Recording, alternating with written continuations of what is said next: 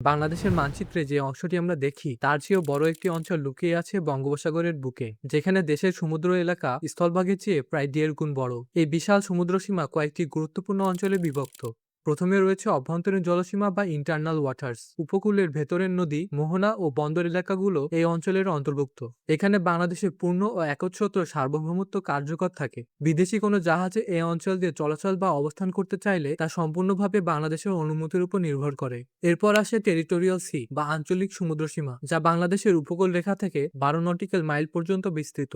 এই এলাকায় বাংলাদেশের আইন প্রয়োগ, নিরাপত্তা ব্যবস্থা এবং প্রশাসনিক নিয়ন্ত্রণ সম্পূর্ণরূপে প্রযোজ্য। তবে বিদেশি জাহাজগুলো এই অঞ্চলের ভিতর দিয়ে বাধাহীনভাবে যাতায়াতের অধিকার ভোগ করে। এর পরের অংশ হলো কন্টিগুয়াস জোন বা সংলগ্ন অঞ্চল, যা উপকূল রেখা হতে 24 নটিক্যাল মাইল পর্যন্ত বিস্তৃত। এই অঞ্চলে বাংলাদেশের পূর্ণ সার্বভৌমত্ব না থাকলেও এই অঞ্চল হতে বাংলাদেশের শুল্ক, অভিবাসন, স্বাস্থ্য ও নিরাপত্তা সংক্রান্ত আইন প্রয়োগের বিশেষ ক্ষমতা ভোগ করে। এরপর রয়েছে এক্সক্লুসিভ ইকোনমিক জোন, যা উপকূল রেখা হতে 200 নটিক্যাল মাইল পর্যন্ত বিস্তৃত। এই বিশাল অঞ্চলে মাছ, গ্যাস, তেল এবং অন্যান্য সামুদ্রিক সম্পদের অনুসন্ধান, উত্তোলন ও ব্যবস্থাপনার একচেটিয়া অধিকার বাংলাদেশের। আরও দক্ষিণে রয়েছে বাংলাদেশের কন্টিনেন্টাল শেল, যা সমুদ্রতল ও তার নিচের ভূস্তরকে অন্তর্ভুক্ত করে। আন্তর্জাতিক স্বীকৃতি অনুযায়ী বাংলাদেশ উপকূল রেখা হতে 354 নটিক্যাল মাইল কন্টিনেন্টাল শেলফের উপর অধিকার লাভ করেছে। এই অঞ্চলে তেল, গ্যাস ও অন্যান্য খনিজ সম্পদ অনুসন্ধানের অধিকার বাংলাদেশের। এর বাইরের অঞ্চলকে বলা হয় হাই সিজ বা উন্মুক্ত সমুদ্র, যা কোনো একক রাষ্ট্রের নিয়ন্ত্রণে থাকে না এবং আন্তর্জাতিক আইনের আওতায় পরিচালিত হয়।